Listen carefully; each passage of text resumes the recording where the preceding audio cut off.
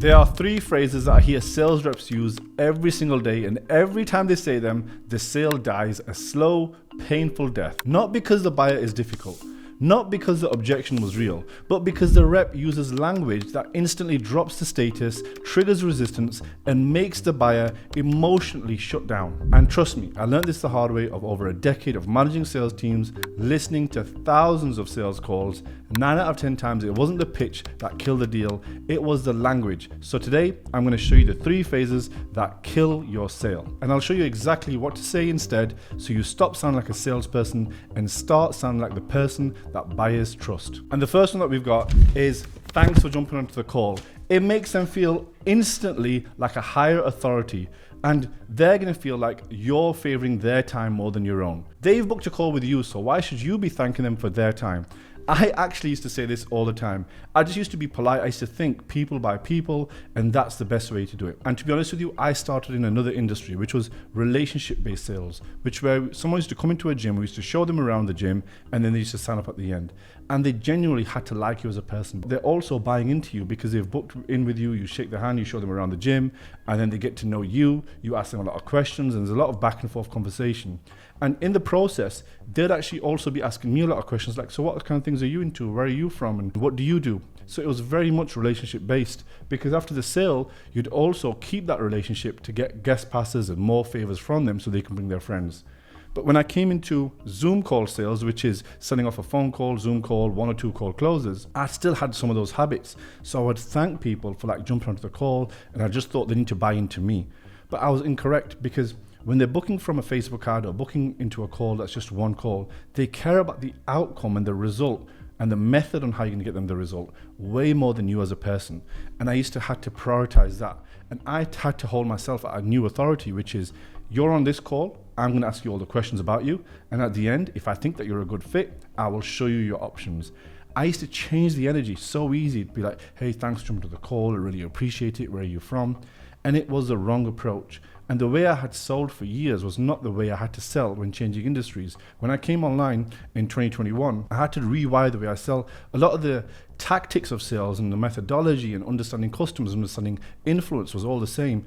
But some of the nuances were different, so I had to remove some of the words that I had. So thanks for jumping to the call needs to be replaced with not more new words, just by just going into the call like, hey, how are you today? And when they ask you how's your day been going, just say, hey, it's been really busy, back to back, let's get straight into it. You don't want to spend a lot of time in the fluff in the early part. You've only got so much time when you're on back-to-back calls. So if you waste 10 minutes in rapport, it actually just doesn't affect the sale anyway, doesn't make it favorable to you. So just go straight in. Show them that your time is valuable, so they appreciate being on the call with you, so then they're more likely to make a decision on the call. But even if you fix this, there's still a second phrase that will destroy more deals than any other. And it happens every time that you try to follow up. Hey, real quick, if you're a sales rep wanting to become a sales manager, or a sales manager looking to improve your skills with the biggest sales manager training company in the online space, if you're interested in working with us and getting the results that 200 other businesses have, click the link in the description, go through the funnel, watch the video, see what we're about, and I'll catch you on the other side. And that second phrase is just following up or just checking in. This is the most predictable, low status phrase in sales. It will actually hurt your follow-up because it just sounds so regular. People hear it so often, they'll just think it's generic. The moment buyers hear it, their brain will switch off and it immediately categorizes you as a commodity. They've all heard that same follow-up from everybody else. They don't need to hear it from you too, because then it's predictable language. If they see you as predictable, they don't see the call as valuable. When I was managing large sales teams, this was the number one way that reps would get ghosted. They'd do a brilliant call. Just that initial line would absolutely kill them. And people would say, I'm busy. We could see through conversions alone that when you say just following up, so many more people would say, hey, I'm busy, can you call back later? If you say something like just checking in, just following up, just circling back, it will kill the sale because you're seen as generic, and nobody likes a generic salesperson because you're not going to be able to provide value to them. And none of them are going to be interested in actually speaking to you. But if you replace these phrases, you'll be seen as someone who provides value. And if you provide value, you're going to have a higher conversion. And if you sound like everybody else, the buyer treats you like everybody else. The one that I love to use is, sorry, I've not been able to give you a call back. I've been so busy. I've been back to back. I've just found 5 minutes so I can call you. How are you doing? And they will see that call as valuable, that you've just found 5 minutes, that you're now available. And if they do tell you to call back, show the importance of your time. Just look super concerned and say, yeah, maybe I can call you Thursday, Friday. Look like you're trying to find the time as if you're looking at your diary, and then just loop straight back in and say, how's your day going? What have you been up to today?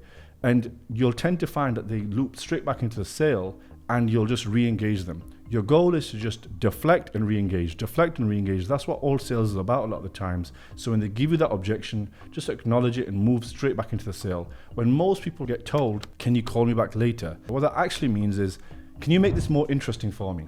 If you reframe it in that way for your mind, you're always going to go straight back in and loop back in and make it more interesting for them and more valuable for them, so they'll actually want to talk to you. Never check in. Lead the conversation with clarity and relevance. Use the lines that I've given you, which I've just found 5 minutes, and I'll just give you a few more bonus lines that you can use. Last time we spoke about increasing your revenue without burning out your team. Was that still the priority? Did that change? I want to make sure I'm not making assumptions.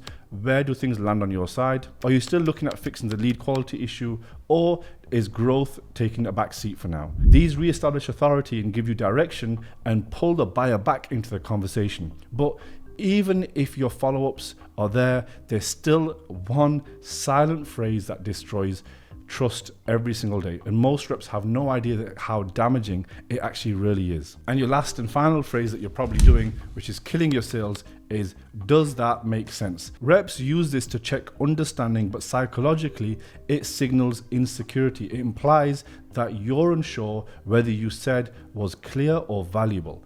You should know that your words are valuable. It actually forces the buyer into a teacher role and you in the student role, because you're the one saying, hey, does that make sense? And it kills your authority instantly. And I was a sales trainer for many years, and I used to even use this phrase in a classroom where I used to teach new sales reps. It would just drop the authority. And instead what they would just reply is, yeah, I think so, kind of, which meant they didn't truly feel confident, and neither did I. When I replaced it with leadership-based phrasing, buyers became more open, more trusting, and more decisive. Uncertainty in your language creates uncertainty in their decision. So stop asking, does that make sense? And use clarifying language that positions you as a leader. A phrase that you could replace it with is, how does that land for you? Or, what part stands out that's the most relevant? And the final one that you can steal is, what would you need as more clarity on here? These prompts really engagement without lowering your status, because when you remove these 3 phrases, you don't just increase trust, you fundamentally change the emotional dynamic of the sale. And here's the truth, most deals aren't lost because of objections, they're lost because of subconscious signals that you send with your language. And you want to permanently remove these 3 phrases from your sales vocabulary. And if you remove them, you'll make more sales.